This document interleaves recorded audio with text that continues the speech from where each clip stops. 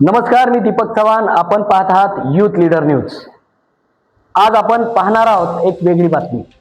म्हणजेच जतचे विधानसभेचे आमदार गोपीचंद पडळकर यांनी काल एक विधान केलं आणि या विधानानंतर गोपीचंद पडळकर हे कोणाच्या सांगण्यावरून राजकारणातून बऱ्याचदा माघार घेत होते हे त्यांनी स्वतःच कबूल केले.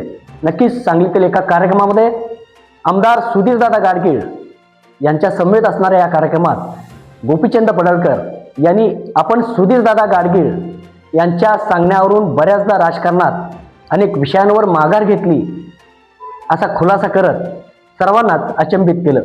याचबरोबर सांगलीचे आमदार सुधीरदादा गाडगीळ यांच्या मागं देवाभाऊंची प्रचंड शक्ती आहे असा उल्लेखही त्यांनी केला. सुधीरदादा हे 100% स्वच्छ आणि चारित्र्यवान सोन्याचं नाणं आहे, सोनं आहे असा उल्लेखही करायला ते विसरले नाहीत. तर नेमकं सुधीरदादांच्या बाबतीत गोपीचंद पडळकर काय म्हणाले आणि देवाभाऊंच्या बाबतीत पडळकरांनी काय भूमिका या ठिकाणी मांडली पाहूया. सुधीरदादांचं तर काय काम तुम्हाला सर्वांना माहीत आहे की या सांगलीमध्ये गेल्या 11 वर्षामध्ये 2014 नंतर अत्यंत मोठं विकासात्मक परिवर्तन करण्याचं काम माननीय देवेंद्र फडणवीस साहेबांच्या नेतृत्वात आमदार सुधीरदादांनी केलं आहे हे कोणीच नाकारू शकत नाही. इतक्या मोठ्या प्रमाणामध्ये विकास निधी खेचून आणणं हे सोपी गोष्ट नाही आहे.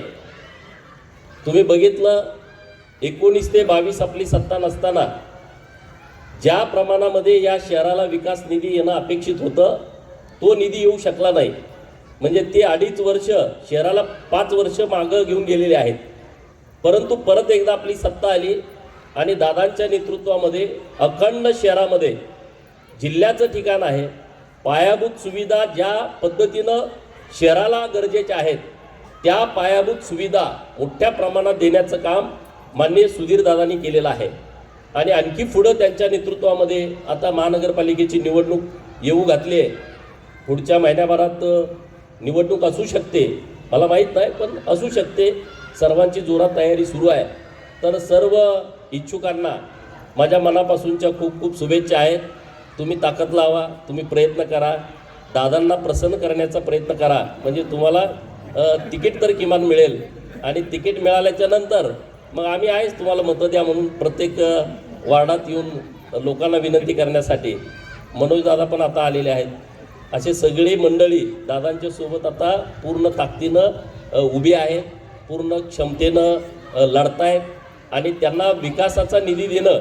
आता अतुल मानेंनी सांगितलं की एवढा मोठा निधी एका आमदाराला सुद्धा निधी येत नाही. आपल्या पाठीमागं जोपर्यंत खमक्या नेता उभा नसतो तोपर्यंत कार्यकर्त्याला न्याय मिळत नाही. दादांसारखा एक खमक्या नेता की जो कुणाच्या वाट्याला जात नाही, कुणाच्या आडवं जात नाही, आपलं हसतमुखानं जे करणं शक्य आहे ते दादा करतात आणि त्यांच्या पाठीमागं देवाभाऊंची प्रचंड ताकद आहे. आम्ही आहे म्हणजे देवाभाऊ आहेत म्हणून आम्ही आहे. आम्ही जे इकडं सगळीकडे बोलतो आम्ही असं केलं आम्ही तसं केलं, कारण आमचा नेताच असा खमक्या आहे जो वर्षावरती बसला आहे. तो नेता असा महाराष्ट्राला लाभला आहे की त्यांच्याकडे दूरदृष्टी आहे. या महाराष्ट्रामध्ये परिवर्तन विकासात्मक दृष्ट्या व्हावं अशी त्यांची भावना आहे. नुसती भावना असून चालत नाही, निर्णय घ्यावा लागतो. देवाभाऊ निर्णय घेण्यामध्ये नंबर 1 आहेत.